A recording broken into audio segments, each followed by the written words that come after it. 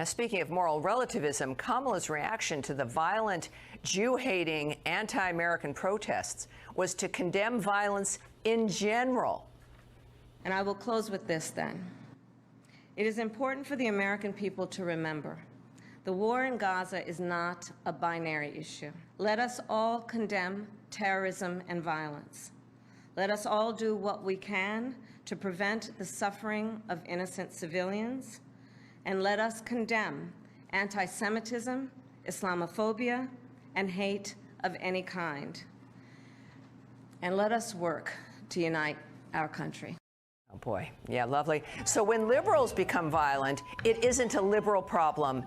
It's an all-violence problem. That's very interesting. Joining me now from the House Committee on Oversight, Congressman Eric Burlison.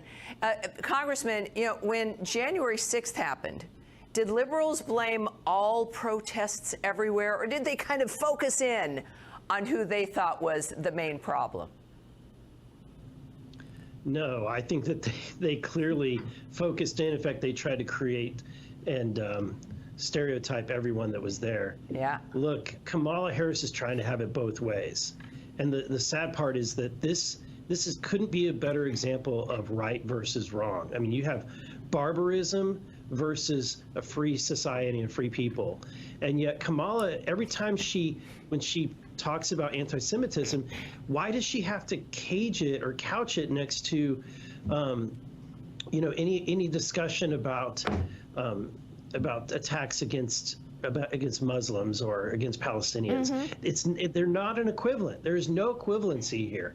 This is not an attack against people of Islamic origin, or it is not an attack against this is a war between a civilization who wants to be civil and peaceful and people who want to murder, rape, and kill their neighbors. Yeah, I mean, it's interesting because the very action of hers to, you know, have that moral equivalency tells you it is meant to diminish the barbarism that started this problem in the first place, that that we're all doing the same thing somehow.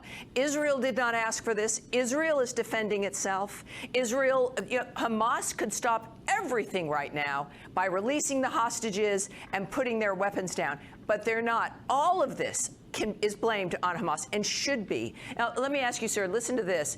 Is she really doing this, though, to court these voters? Take a listen. She is not who I would like to be the Democratic nominee, but I mean, she appears to be better than Joe on the issue of Palestine and the genocide. She has not been very vocal about this issue, so I cannot tell what her views are. We're sort of waiting to see at the moment. We're waiting to see what her stand is. If it follows what Joe Biden did, then she's no better than him. So those are the anti-Israel protesters. One had a sign that said, "Stop arming Israel." You know, it seems like it's an attempt to pull in the anti-Semitic or anti-Israel voters, maybe down ballot in certain districts. Do you think that's what might be happening? Sadly, I think it is. But I would agree with Benjamin Netanyahu. I would categorize these individuals as useful idiots of the Iranian regime. Look, Iran, we're only emboldening the actions of Iran because they see all of the investments that they've made in the United States. They are funding some of these protests. And when they see world leaders, supposed world leaders like Kamala Harris, you know, pull back her support of Israel in any way, she's creating daylight between us and our ally Israel, then Iran has won. And that is something that we have to keep cognizant of. Well, it inspires them. I mean, if this gets worse, the entire Middle East becomes involved and nobody wins. It's a remarkable position. Thank you, Congressman. I appreciate your clarity and your comments. Thanks for joining us tonight.